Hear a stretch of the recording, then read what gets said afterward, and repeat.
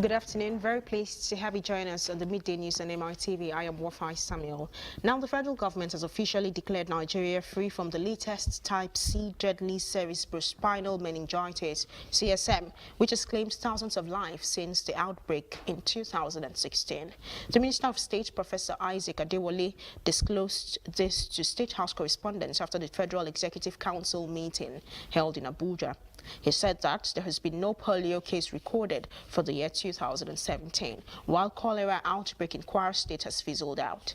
Similarly, the minister announced an approval by the council to include members of the National Youth Service Corps, NYSC, into the National Health Insurance Scheme.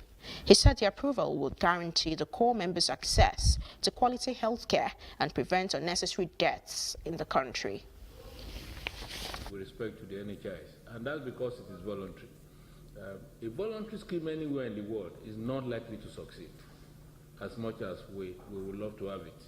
And so this scheme for NYC is not compulsory. It is mandatory for all NYC, and government will pay the premium. What we have now with NHIs is that only government-employed people, and very few in the private sector, are enrolled into the scheme. And I'm sure you know that the Senate is actually conducting a public hearing looking into how to broaden the scope of the NHIs, make it more effective to serve the generality of Nigeria.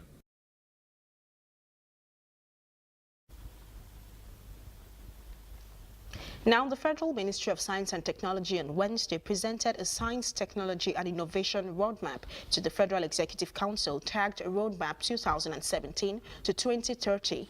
According to the Minister, Ogbonnaya Onu, his aim is to encourage the study of science and technology at secondary and primary school levels respectively. Consequently, he has said this is to encourage industrialization and reduce over-dependency on import. Students in secondary schools, many of them don't like to study mathematics and science subjects. This has been a source of worry to us as a nation. Also, it's very disturbing that once it comes to science and technology, most people think that we can't do it. It has to be done from outside. So if there is anything that you want in the country, the first thing that will occur to any person is to bring that from outside. And this has created a lot of problems for us as a nation. Because on for the first formal export of Nigerian yams to the United Kingdom. This is according to the Minister of Agriculture, Audu Ogbe, who informed that the exercise will be flagged off on Thursday. The produce lined up for export are ginger, yams, and cashew nuts, respectively. First supermarket chain in the U.S., they came here and asked us to roast cashew nuts for them. Their demand is 130,000 tons of processed cashew per annum. The total value is $7 billion. But what we are doing now is shipping raw cashews to Vietnam. The Vietnamese are the ones roasting and selling to the US. So this year, we're going to create 6 cashew processing factories in the country. At last, Nigeria is beginning to focus on non-oil exports. We'll now shift our focus to Ekiti State, where the governor, Ayodele Fayoshi, has called on the president, His Excellency President Muhammadu Buhari, to resign as the president of Nigeria as to face his health challenges. The governor stated this while addressing a press conference in Ado-Ekiti, the state capital, on the state of the nation. Fayoshi explains that it makes it 53 days since President Muhammadu Buhari left Nigeria to attend to his health challenges abroad. He described the audio of President Muhammadu Buhari in Hausa language on Salah Day as a big joke and laughable. 53rd day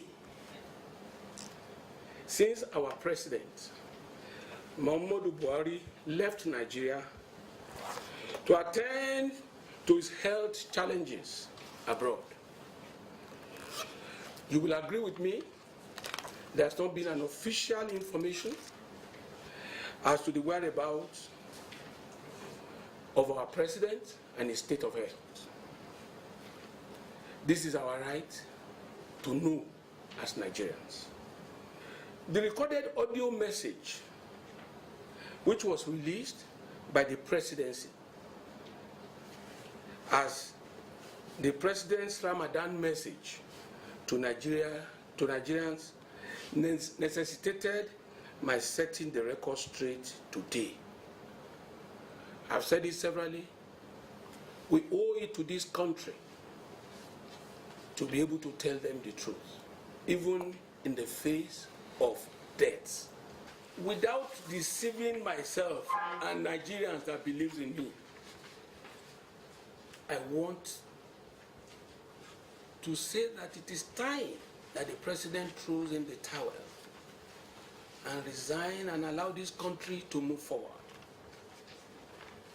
And if truly we love this country, if truly the president loves this country and his handlers, they should release Nigeria to move forward and allow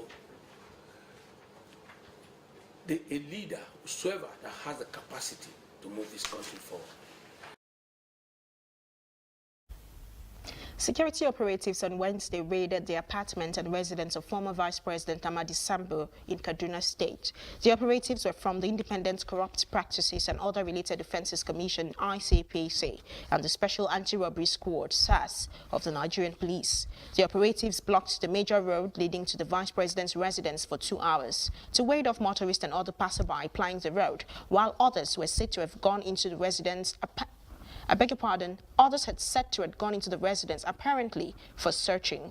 Although it was unclear if they carted away some money, the operatives were said to have moved out of the residence in a convoy.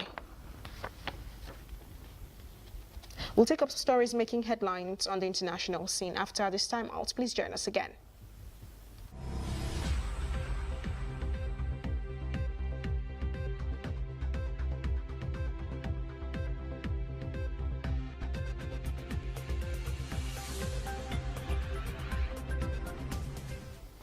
Welcome to News Around the World. Now, President Nicolas Maduro says Venezuela's army has been put on alert after 4 grenades were hurled at the Supreme Court from a helicopter. The helicopter assault comes a day after Maduro announced the arrest of 5 opponents he accused of plotting against him to clear the way for U.S. invasion. The beleaguered president, who for weeks has been thundering about for alleged coup attempts against him, said the helicopter was flown by a pilot who worked for a former minister. Maduro said about 15 shots were fired at the Interior Ministry. The government identified the helicopter pilot as a former member of Venezuela's main police force, known as the ICPC and the CICPC.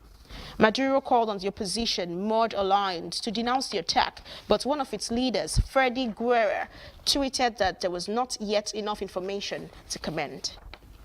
Still on international scene news, Qatar on Wednesday condemned Saudi Arabia's refusal to negotiate the demands of the kingdom and its allies for ending a crippling embargo on the Emirates. Speaking from Washington, where he held talks with the U.S. Secretary of State Rex Tillerson on Tuesday, Qatari Foreign Minister Sheikh Mohammed bin Abdul Rahman Al Thani said the Saudi position was unacceptable. His Saudi counterpart Adel Al Jubeir, who is only in Washington, was on Beijing on Tuesday over the 3-week-old dispute, which has left Qatar, a U.S. ally, isolated under a trade and diplomatic embargo set by its Gulf Arab neighbors. With the support of the United Arab Emirates, UAE, Egypt and Bahrain, the Saudis announced on June 5th they were suspending all ties with Qatar, accusing it of support for extremist group, a claim Doha denies. They also ordered all Qataris to leave and their own nationals to return home.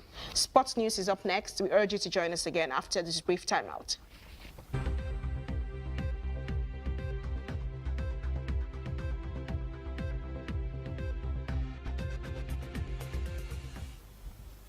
Welcome to Sports News. Now, the Nigerian Football Federation, NFF, has sealed a deal with ATO Group to sponsor the Federation Cup for the next 5 years. The Federation Cup, Nigeria's longest-running football tournament, will now be known as ATO Cup.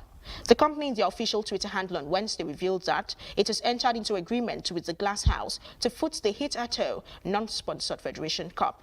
Officials said the title sponsorship deal is worth 300 million naira, with winners of the male version clinching a prize money of 25 million naira and females getting 10 million naira respectively. Finally, on the news at noon, David Dukinfield faces being charged with the manslaughter of about 95 people at the Hillsborough disaster. Mr. Doug Finn-Ild was the South Yorkshire Police SYP match commander at the FA Cup semi-final when 96 Liverpool fans were fatally injured in a crush. He faces the charge of manslaughter by gross negligence of 95 fans. Norman Bettison is also charged over alleged lies in the aftermath. 4 others will also be prosecuted. Last year, new inquest into the 1989 disaster at the Liverpool v Nottingham Forest match in Sheffield concluded the fans had been unlawfully killed. For legal reasons, Mr. Dogfield cannot be charged over the death of 96th victim, Tony Bland, as he died 4 years after the disaster. That's the news at 12. Thank you for watching. Wishing you a very pleasant day. My name is Wofai Samuel. Bye for now.